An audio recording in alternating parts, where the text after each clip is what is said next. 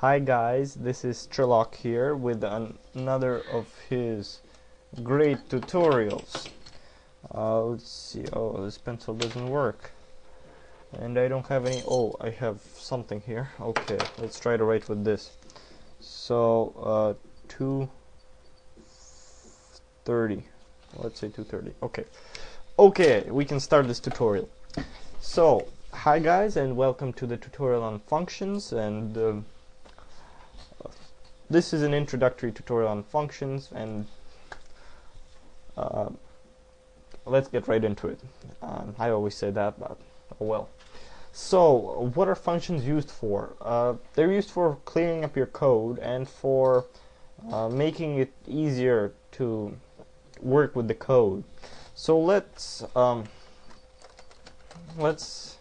see what a function looks like. We've actually been dealing. Oops. Let's put the includes first. Include IOStream, and using namespace std, standard namespace. And we've actually been dealing with a function all along, int main. It's actually the declaration of a function. The function is called main, and it returns the return values in the integer, and that's why we put return 0 here, right? And here we can put getch, but once again, don't forget to include the relevant library, so this one. Okay. So now that we have that out of the way, our function, first we're going to make a function void add, and once again, void is the type of return. Void is a pseudo return type, which means that void actually does a function of type void doesn't actually return anything, and so it basically doesn't throw anything back to the function that called it. And so since we have the void add here, let's see, we can call this function since we made the function already, and this function is going to do something, and it's going to say add called, and we're going to have a new line at the end of the file. Oops. Okay. So, 1 second actually. I'll be right with you. And I'm back, and okay, I hope we haven't wasted any time. So, int main, and we can call add by specifying this add and these curly braces, and where we put the initializer list, or well, the parameters actually for the function. But since we don't have any parameters for this function, we don't put anything in here. So now when we call add and we compile and run this program and we call it functions, we will actually get a console application which says add call. But say we actually wanted this function to add two numbers. So let's declare an instance of the two numbers, int number 1 here and int number 2. And you remember, cout please enter two numbers, and cin number 1, number 2. Yeah, this is all basic, right? You remember this stuff. So now we have these two numbers, number 1 and number 2, and now what are we going to do with these numbers is we're going to pass them to the function. So this function, we're going to pass them. So number 1 and number 2. Oops. Number 2. So now, since we pass them to the function, we have to change the function. Well, we have to put the declaration of these here. So they're going to be int number, and this is what here we put the name that they're going to be used inside the function. So number 1, int number 2.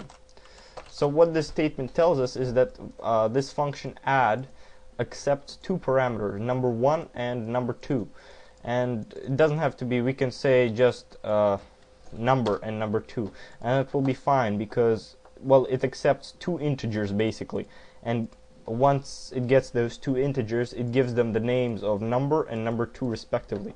So number 1, which we pass to the functions, will become number inside the function. And when we pass it back, we want to return number. So that could be 1. So since I'm going to return something, I'm going to change the return type to integer, and I'm going to put a return statement and plus number 2. So I take these two numbers that have been passed to the functions, number 1 and number 2, and probably I should have called them differently. So here I'll take addend and int addend2. So it will be easier for you to see the difference. Addend plus addend2. So this is what they're going to be called inside the functions, these two numbers that have been passed. And probably for the first tutorial I should have just put 5 and 6. So simply we're going to put into the cout stream the result of adding 5 and 6, because this returns the result of adding 5 and 6, and then we put it straight into the cout stream. So please enter two numbers, 45, 35. Add called, and let's see what happened. Oops. So let's try that again. 35, 24. Add called 11. Oh, of course. Because that doesn't have anything to do, because I called the function add 5 and 6. Now once again I'm going to call the function with number 1 and number 2, which I got from the user, so that this actually makes sense. So 24, 25. Add called, we get 49. Once again, and if we put 46 and 547, we get 593 in the result, because this one returns 543. So this is a pretty neat way of thinking about functions and how they work. And also function can return, I'm going to quickly change this to return, so now I take the address of two functions. And the difference here is we'll call the int result here, and we'll take that result. So we're taking 3 now. We're taking the reference of addend, addend2, and result. It's basically useful for changing types outside a function inside that function, but we won't get into it much. So add number 1, number 2, result, and now we can say result equals number 1 plus number 2. And I think this addend 1, addend plus addend2. So what we're actually doing is and here we put this,